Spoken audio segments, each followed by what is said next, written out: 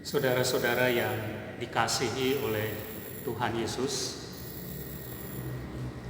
hari ini tanggal 19 April 2020, kita bersama-sama berbakti dan merenungkan firman Tuhan dengan tema damai sejahtera. Secara bagi kita orang yang percaya kepada Tuhan, tentu saja kita tidak asing dengan kata shalom. Kita sering mengucapkannya. Kata itu menjadi semacam sapaan kita ketika kita bertemu dengan orang lain. Bagi kita tidak asing dengan kata shalom itu. Tetapi tahukah kita apa artinya kata shalom itu?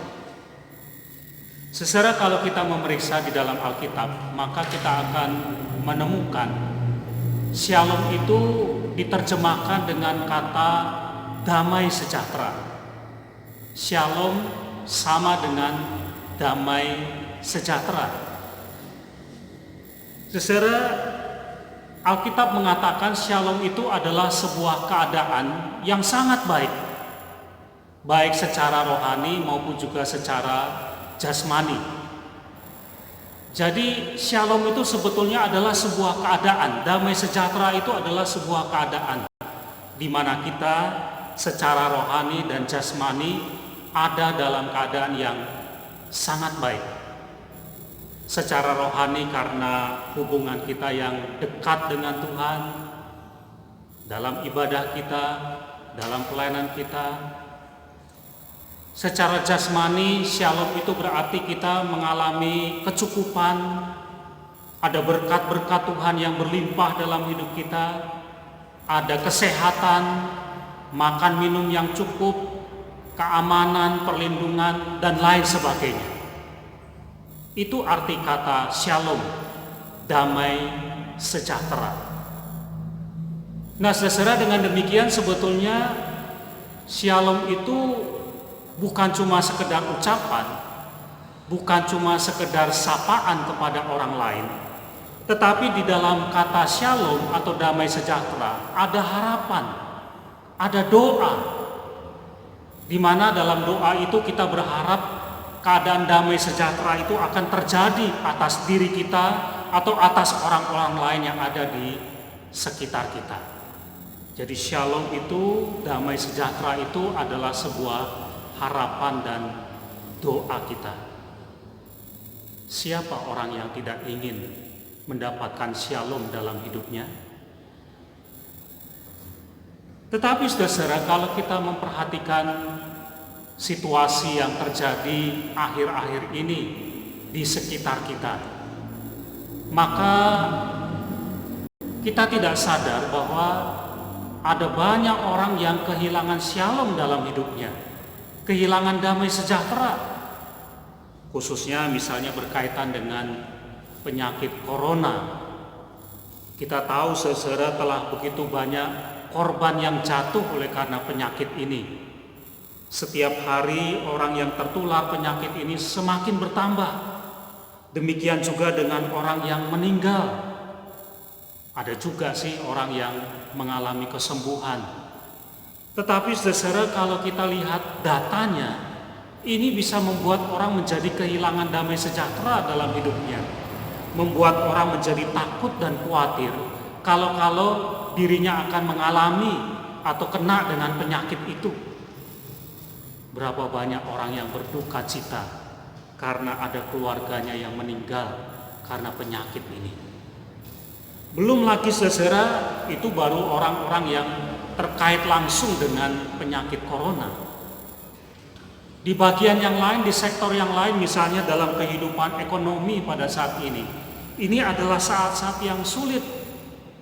Ketika kehidupan ekonomi menjadi lesu, ketika pekerjaan itu menjadi terhenti, ada begitu banyak orang yang terpaksa harus dirumahkan, mengalami PHK, berhenti dari pekerjaannya, atau gajinya dibayar hanya sedikit, hanya separuh dan lain sebagainya.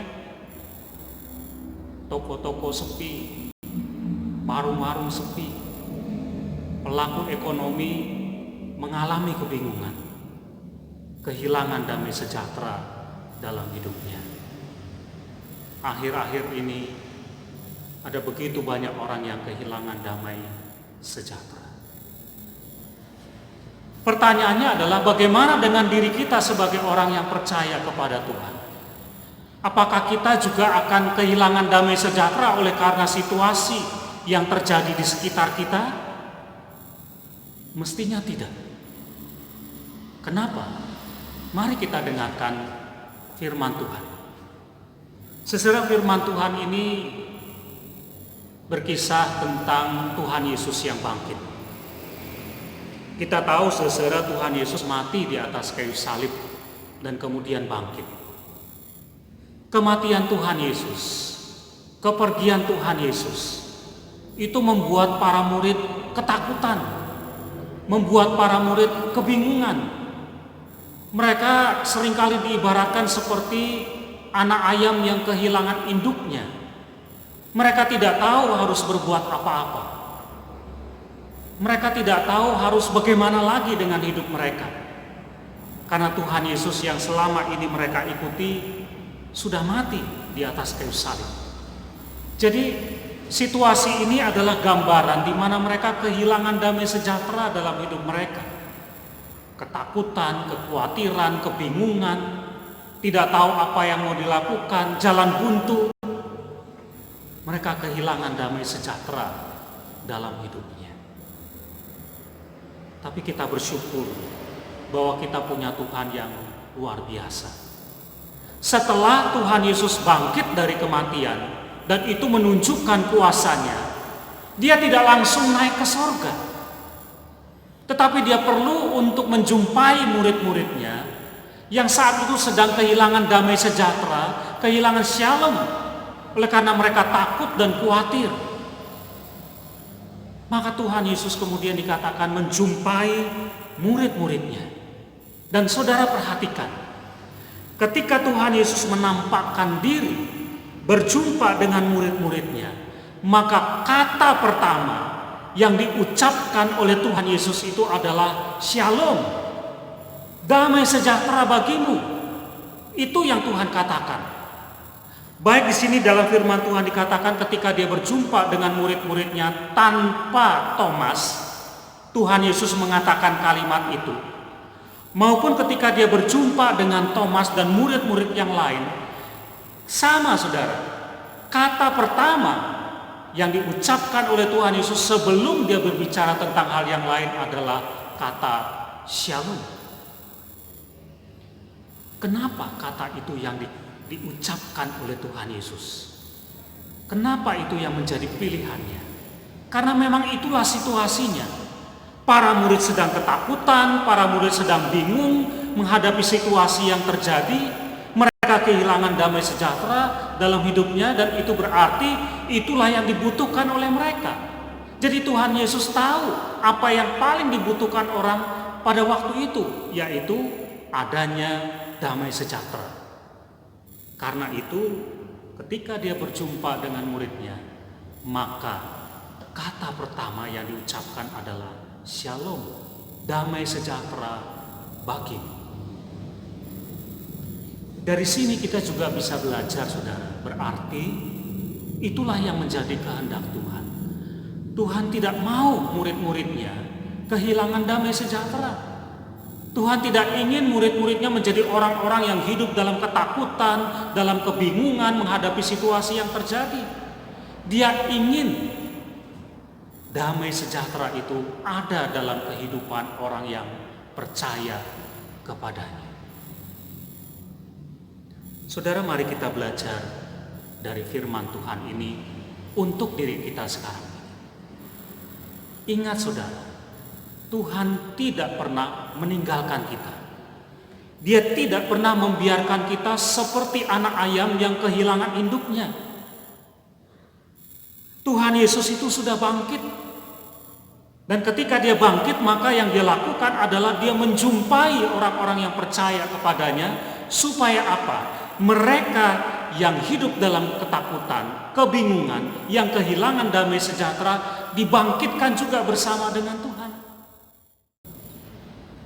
Ya, saudara, ada sebuah ilustrasi seperti ini.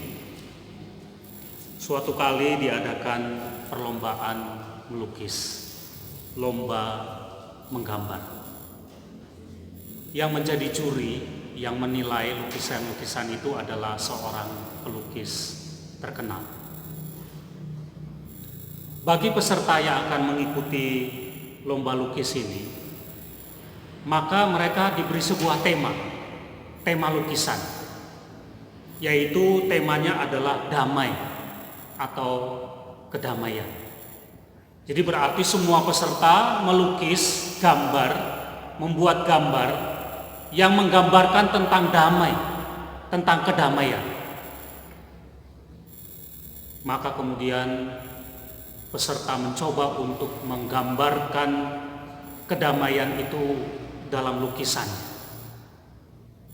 Ada yang menggambar gambar pemandangan dengan suasana yang begitu bagus, yang tenang, yang menggambarkan memang kedamaian. Ada yang melukis temanya adalah gambarnya adalah hutan, tetapi di sana penuh dengan pepohonan yang berwarna hijau, yang juga menggambarkan suasana yang teduh dan damai. Ada orang yang mencoba untuk menggambar laut, tetapi dalam gambarnya dia buat ombak yang begitu tenang sekali sehingga menggambarkan juga kedamaian. Ada orang yang menggambar rumah yang begitu bagus, yang begitu tenang, yang mencoba juga digambarkan di situ kedamaian. Nah, saudara, setelah sekian banyak peserta membuat lukisan dan kemudian dilombakan lukisan-lukisan itu, dari semua lukisan yang ada, jurinya ini, seorang pelukis terkenal itu, memilih satu lukisan. Tapi orang heran dengan lukisan yang dia pilih sebagai pemenang. Kenapa? Karena yang digambarkan di situ itu adalah gambar air terjun yang deras, yang airnya besar, yang justru sepertinya tidak ada ketenangan, tidak ada kedamaian di situ. Jadi orang-orang bertanya, kenapa kok lukisan itu yang menang? Bukan lukisan yang lain yang menggambarkan keteduhan, kedamaian. Kenapa kalau lukisan itu yang menang? Nah, saudara, rupanya juri ini yang menilai lukisan itu menemukan ada sebuah gambar di lukisan gambar air terjun itu yang mungkin tidak dilihat oleh orang lain. Yaitu apa? Di balik air terjun itu samar-samar terlihat ada dua ekor burung, yang satu besar, yang satu kecil, rupanya induk dengan anaknya, yang tetap tenang berada di sarangnya. Padahal di situ ada air terjun yang begitu menakutkan. Jadi rupanya juri ini bisa menangkap. Itulah sebetulnya kedamaian yang sesungguhnya. Apa itu? Kedamaian yang sesungguhnya itu bukan suasana yang damai. Kedamaian yang sesungguhnya bukan karena sekitarnya aman-aman saja, baik-baik saja, bukan itu. Tetapi kedamaian yang sesungguhnya adalah justru ketika keadaan di sekitarnya begitu kacau, keadaan di sekitarnya begitu menakutkan, tetapi dalam situasi seperti itu orang tetap damai.